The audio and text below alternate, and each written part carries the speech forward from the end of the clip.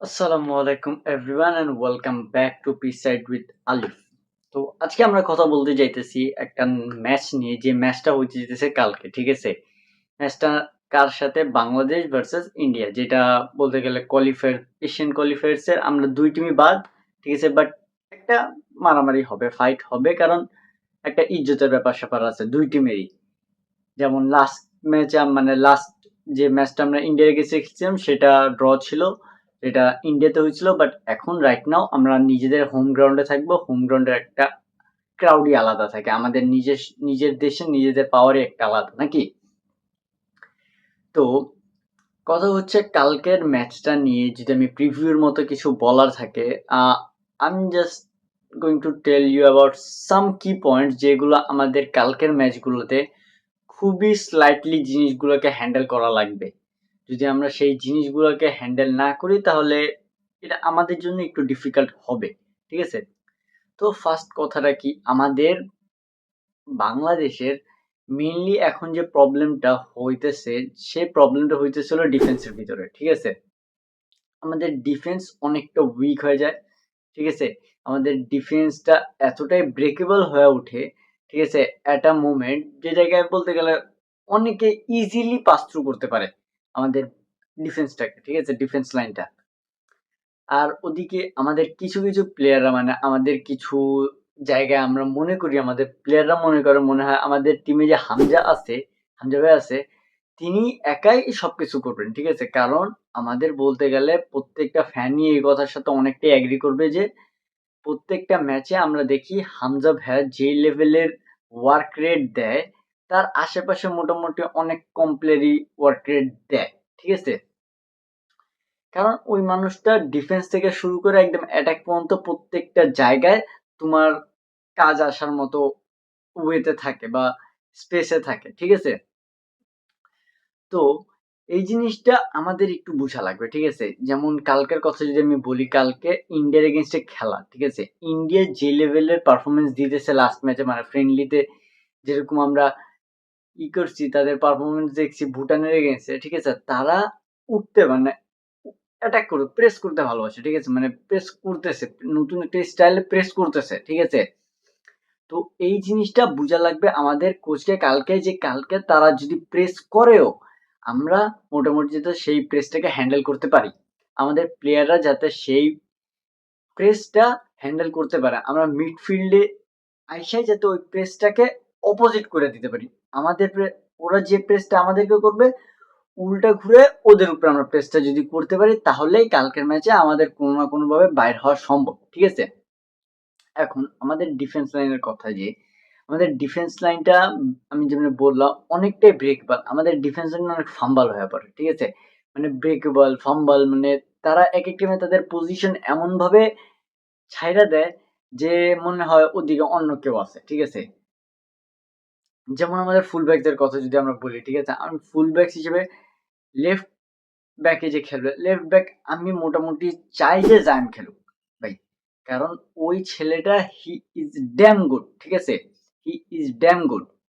আর right ব্যাকে coach কাকে খেলাবে তা মোটামুটি এখন আমি জানি না।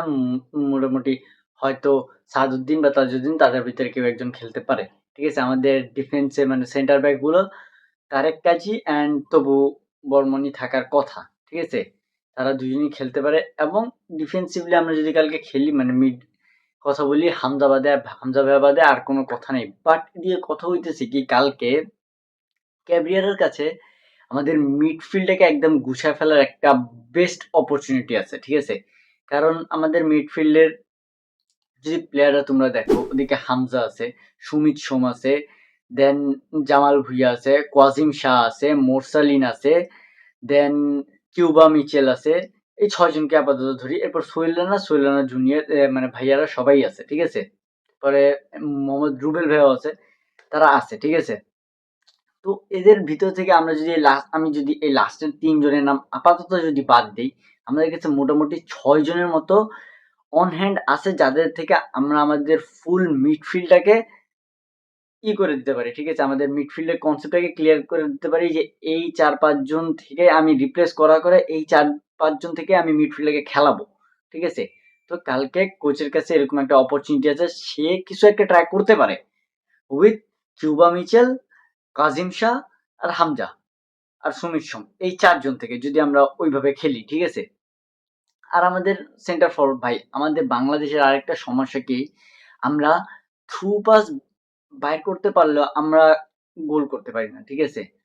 এদিকে আমি যতই বলি আমাদের সেন্টার ব্যাকরা মানে আমাদের যে স্ট্রাইকাররা আছে এত ভালো, তারা উইং এ এত ভালো খেলে, এই করে ওই করে, তারা নরমালি ফরওয়ার্ড হিসেবে মোটামুটি ভালো। বাট ভাই, আমার ভালো দিয়ে তো কাজ নাই, ঠিক আছে? আমার দরকার স্কোর করা। কারণ এট দ্য এন্ড আমার স্কোরই ম্যাটার করবে, ঠিক আছে? কেউ বলবে না তুমি ভালো খেলছো তুমি জিতে গেছো, এরকম না, ঠিক আছে? এট দ্য এন্ড যে স্কোর করবে বেশি সেই জিতবে, ঠিক আছে? তো আমার ম্যাচে সবার ফার্স্টে জিতা লাগবে। আমি ভালো খেলি, খারাপ খেলি, নরমাল খেলি, যেরকম খেলার খেলি, ঠিক আছে? আমাকে ফার্স্ট অফ অল ম্যাচটা জিততে হবে, তারপর না আমার খেলার উপর আমি কোনো একটা মন্তব্য করতে পারবো, ঠিক আছে? আমি আমার বেস দিয়ে খেলাটা জিতি তখন একটা কথা, জিনিস আলাদা, ঠিক আছে? আমি বেস্ট দিছি বাট প্লেয়াররা, আমার মানে আমার টিমমেটরা ভালো খেলে না, ওই টাইমে জিনিসটা অন্যভাবে যায়। বাট আমি যখন আমার টিমমেটরা ভালো খেলতেছে, আমি যখন বলগুলো মিস করতেছি আমার কারণে, মানে আমার টিম গোল পাইতেছে না, তখনটা দায়ভার আমার উপরে এসে পড়ে, ঠিক আছে?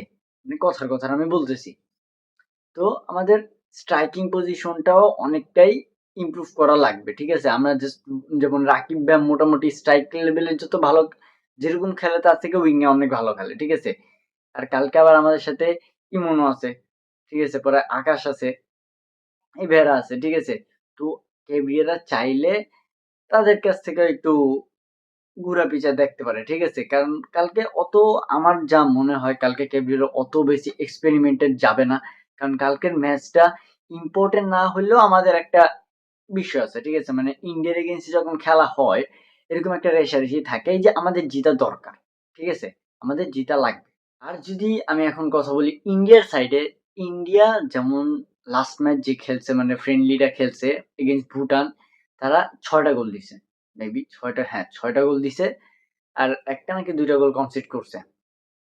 এখন দেখো, ইন্ডিয়া যদি কথা বলি, ইন্ডিয়াও অনেক জায়গায় ব্রেকবল। বাট আমাদের প্লেয়াররা ওই জায়গাটা ধরতে পারলে, ঠিক আছে? যেমন আমরা যেমন কথা বলছি বাংলাদেশের ডিফেন্স একটু উইক, ঠিক আছে? তারা ব্রেকেবল। তেমনি ইন্ডিয়ার ডিফেন্সও একটু স্লো, ঠিক আছে?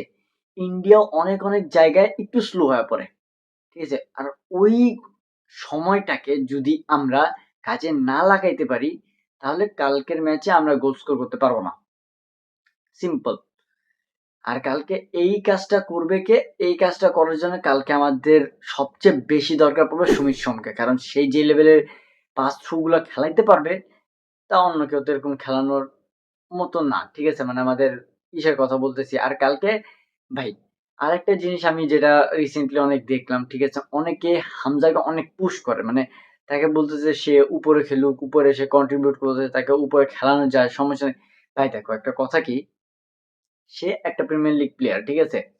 তাকে তুমি, আর সে যে যেরকম একটা স্পেসে খেলে প্রিমিয়ার লিগে, রাইট ব্যাকে বা ডিফেন্সিভ মিডফিল্ডে, এই প্লেসটা থেকে তুমি চাইলে উপরে উঠতে পারবা, নিচেও নামতে পারবা, ঠিক আছে?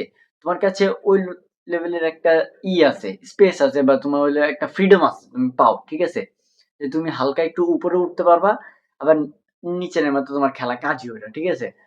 তো ওই হিসাবে হামজা ভাই যা করতেছে তার দিক থেকে বেস্ট। বাট আমরা যে লেভেলের তাকে পুশ করার জন্য ট্রাই করতেছি যে তাকে সেন্টার ফরওয়ার্ড খেলাও, এই সব ভাই জিনিস জীবনে সম্ভব না, ঠিক আছে? হামজা ভাই যেই স্পেসে এখন খেলতেছে সে সেই জায়গা থেকে তার ফুল কন্ট্রিবিউট করতেছে টিমকে, যেটা রাইট নাও আমাদের দরকার, ঠিক আছে? তো আবার ব্যাকে আসি আমাদের ইন্ডিয়ার কথা, ঠিক আছে? ইন্ডিয়াতে যেমন একটা ফরেন প্লেয়ার আসছে, রায়ান, ঠিক আছে? তো সে মেবি স্ট্রাইকার, ঠিক আছে? বা উইঙ্গার, আমি সঠিক জানি না, বাট আমি যতটুকু জানি স্ট্রাইকার, ঠিক আছে? বেঙ্গালুরুতে খেলে। সো কালকে ইন্ডিয়া যাইতে পারে 4-4-2 ফরমেশনে, ঠিক আছে? যে জিনিসটা কালকে ইন্ডিয়াকে একটু স্ট্যাক করবে, ঠিক আছে?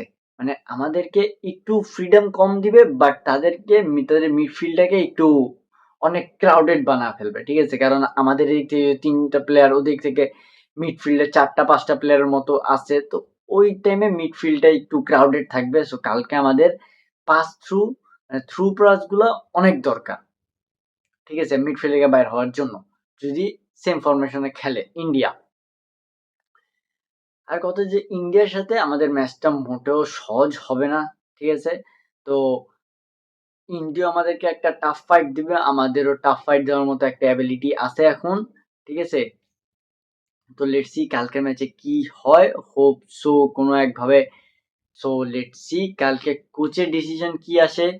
কোচ কালকে কোন 11 থেকে স্টার্ট করায় এবং ইন্ডিয়া কোন 11 স্টার্ট করায়। সবকিছু নিয়ে কালকে নিয়ে একটা বেশ মাতামাতি আছে আমাদের সবার, মানে বোথ টিমেরই ফ্যানদের উপর। সো লেটস সি কি হয় এবং দেখা হবে নেক্সট ভিডিওতে। আল্লাহ হাফেজ।